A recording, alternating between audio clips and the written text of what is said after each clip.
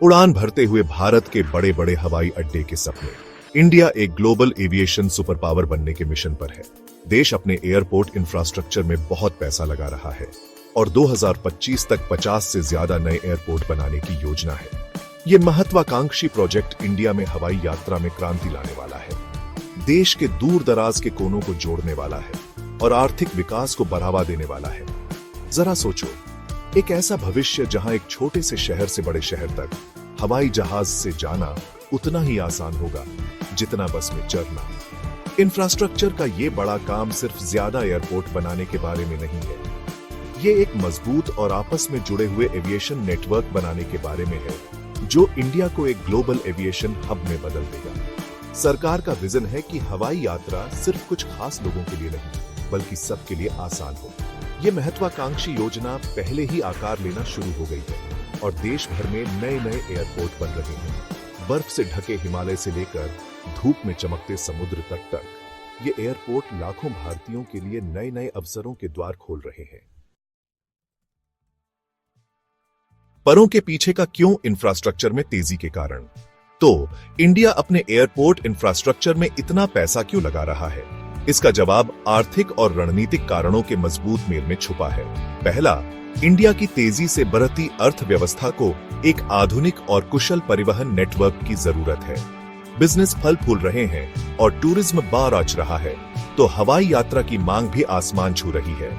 दूसरा, इंडिया के विशाल और विविध क्षेत्रों की आर्थिक क्षमता को खोलने के लिए बेहतर कनेक्टिविटी बहुत जरूरी है। दूर दराज के इलाकों में नए एयरपोर्ट नए बाजार खोलेंगे, रोजगार पैदा करेंगे और स्थानीय अर्थव्यवस्थाओं को बढ़ावा देंगे। तीसरा, दुनिया भर के व्यापार मार्गों के चौराहे पर इंडिया की रणनीतिक स्थिति इसे एक आदर्श एविएशन हब बनाती है। अपनी एयरपोर्ट क्षमता का विस्तार करके इंडिया खुद को अंतर्राष्ट्रीय विमानन में एक प्रमुख खिलाड़ी के रूप में स्थापित कर सकता है।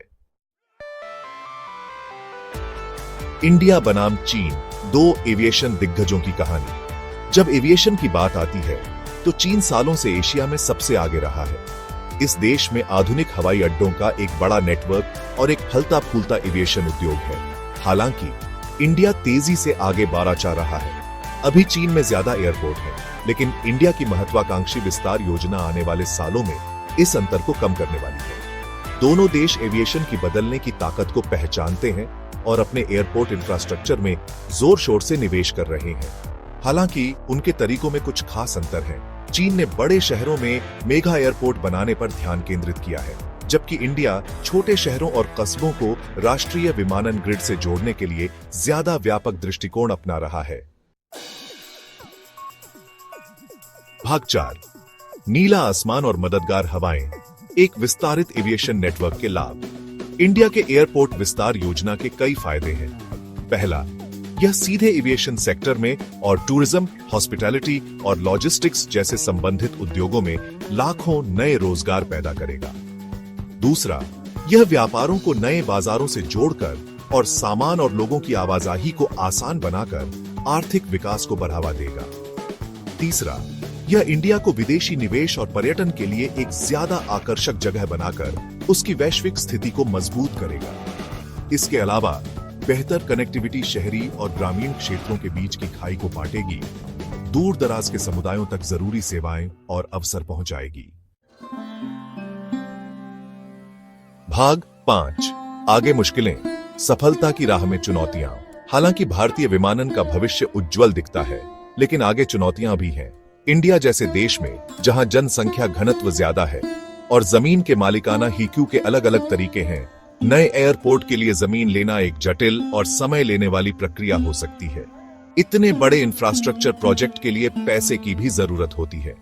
सरकार को निजी निवेश आकर्षित करना होगा और नए तरीकों से पैसे जुटाने होंगे। इसके अलावा एयरपोर्ट विकास की पर्यावरणीय स्थिरता सुनिश्चित करना बहुत जरूरी है। इंडिया को अपने एविएशन सेक्टर के पर्यावरण पर पड़ने वाले असर को कम करने के लिए टिकाऊ तरीके अपनाने की जरूरत है। इन चुनौतियों के बावजूद इंडिया की एयरपोर्ट विस्तार योजना एक साहसिक और दूरदर्शी कदम है, जिसमें देश की अर्थव्यवस्था और वैश्विक स्थिति को बदलने की क्षमता है।